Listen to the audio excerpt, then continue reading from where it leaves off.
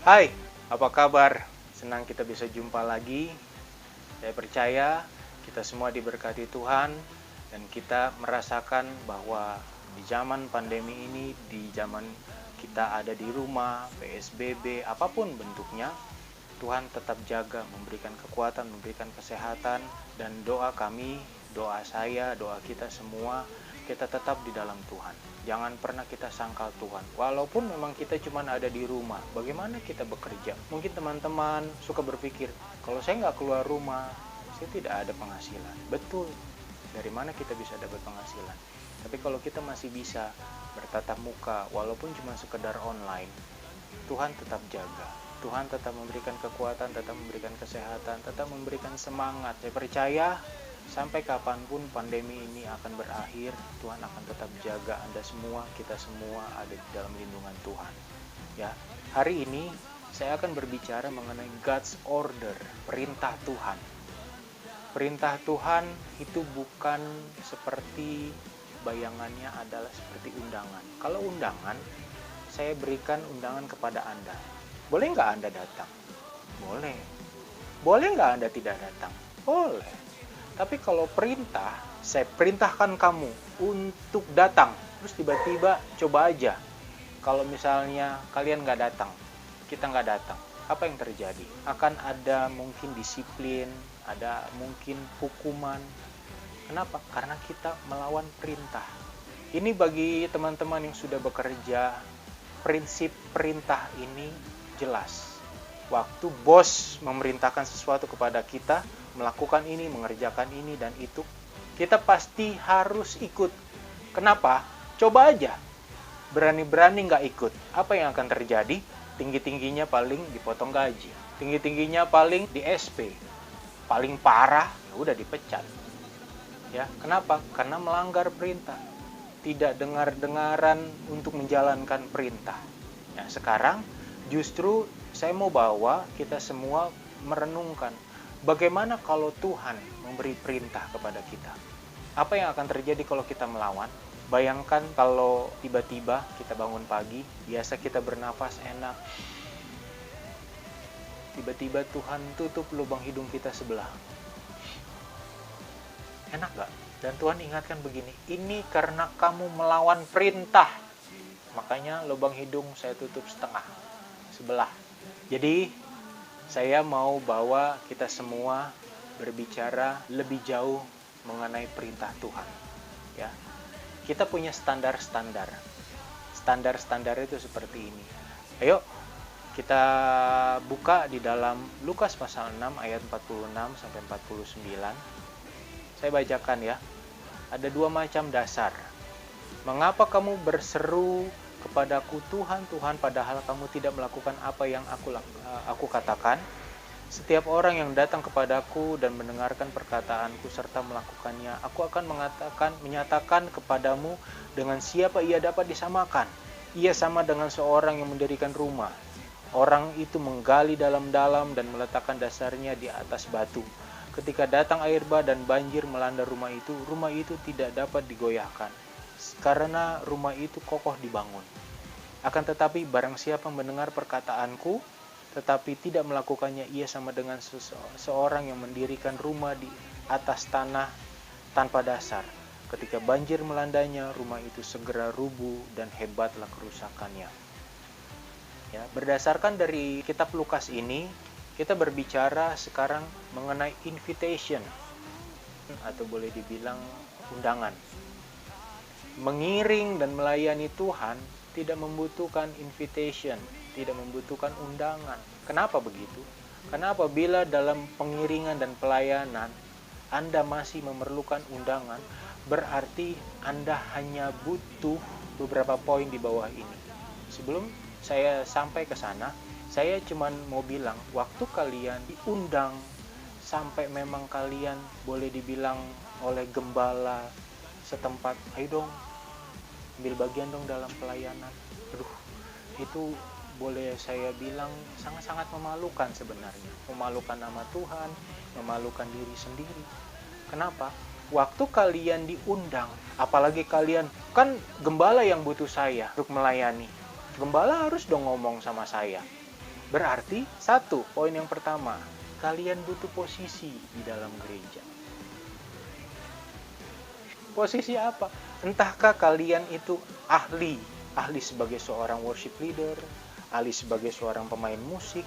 Dalam permainan musik, dalam tim musik pun di situ akan ada banyak, ada yang bisa main keyboard, ada yang bisa main gitar, ada yang bisa main bass, ada yang bisa main drum. Satu aja yang tidak ada dan tidak berfungsi. Sampai memang mungkin yang satu orang ini ngambek, main dong drum. Gue mau main drum, kalau drum itu harus setiap minggu gue yang main. Itu posisi. Kalau mau dibilang, bagi sebagian orang, posisi itu mengangkat harkat dan derajat martabat seseorang, baik di dunia sekuler ataupun di dalam Tuhan. Yang kedua, appearance, penampilan. Kalian hanya butuh dilihat orang. Oh iya, saya eksis melayani Tuhan. Diagung-agungkan, dibangga-banggakan. Yang ketiga, reward. Kalian butuh dihargai, butuh dihormati. Lucu sih saya bilang, butuh dihargai, butuh dihormati. Ini adalah pekerjaan Tuhan.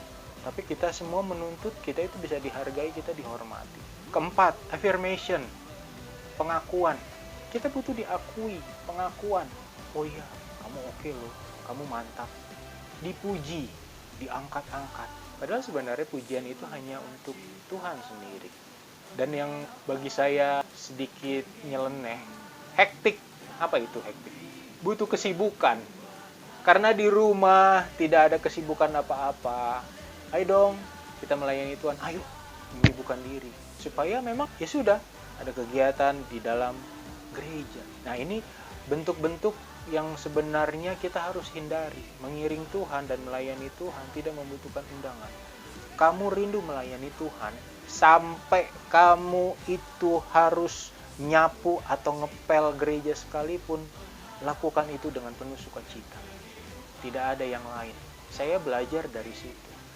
Saya tidak ujuk-ujuk jadi pengkhotbah, saya tidak ujuk-ujuk jadi pemimpin pujian sekarang, enggak. Saya tidak ujuk-ujuk bisa melayani dari gereja ke gereja, tidak. Tapi saya belajar dari tukang sapu gereja, tukang pel gereja. Bukan cuma 1 bulan, 2 bulan, enggak, bertahun-tahun.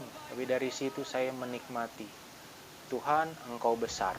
Dan saya percaya, waktu kita setia pada perkara yang kecil, Tuhan akan mempercayakan kita perkara-perkara yang besar. Dimulai dari kapan? Dimulai dari sekarang dan dimulai dari dirimu. Rela nggak kita melakukan perkara-perkara yang kecil?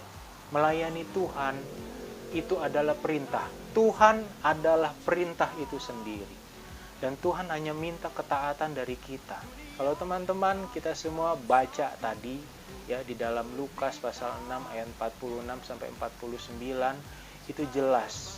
Waktu kita mendirikan rumah di atas pasir, banjir datang, hebatlah kerusakannya. Tapi yang membangun di atas batu karang, memang sulit membangun rumah di atas batu karang, itu sulit, berat, lama. Tapi kokoh. Gak ada yang bisa tahan itu. Tidak ada yang bisa goyang. Dan sekarang saya cuma membawa kita bisa merenungkan kepada satu titik. Mau gak kita taat? Waktu kita mau melayani Tuhan, waktu kita mau berserah penuh sama Tuhan, mau gak kita taat? Waktu kita mau bergaul dengan Tuhan, mau gak kita taat? Waktu kita ditegur sama Tuhan, ditegur oleh Roh Kudus, mau gak kita taat? Dengar-dengar. Memang sakit ya. Waktu kita ditegur, waktu kita merasa sepertinya kita tidak dilirik, dilihat oleh orang lain, itu sakit. Tapi sekarang waktu Tuhan Yesus menegur kita melalui orang-orang yang ada di sekitar, dikritik, bahkan mungkin diomelin, dimarahin, mau gak kita dengar? Mau gak kita terima? Mau gak kita taat? Ingat, Tuhan Yesus pun pernah ngerasain hal itu. Tuhan Yesus pun taat. Bahkan dia sampai taat di atas kayu salib. Naik ke atas kayu salib. Jadi, hari ini saya mau bawa kita semua, jangan menganggap pelayanan itu sebagai sebuah undangan. Ya, karena kita ini hebat, karena kita ini bisa, karena kita ini mampu, kita dibutuhkan. Bahkan apalagi kalau skill kita, pelayanan kita bisa dinilai dengan uang. Itu sangat-sangat memalukan nama Tuhan.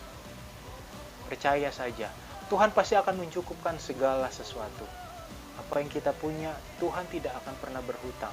Lakukan bagianmu, Tuhan akan lakukan bagiannya terhadap dirimu. Puji Tuhan, inilah sharing kita firman Tuhan pada saat hari ini. Sampai jumpa lagi. Follow Instagram saya, subscribe YouTube saya. Kita bisa ngobrol lebih banyak di sana, dan Tuhan Yesus memberkati.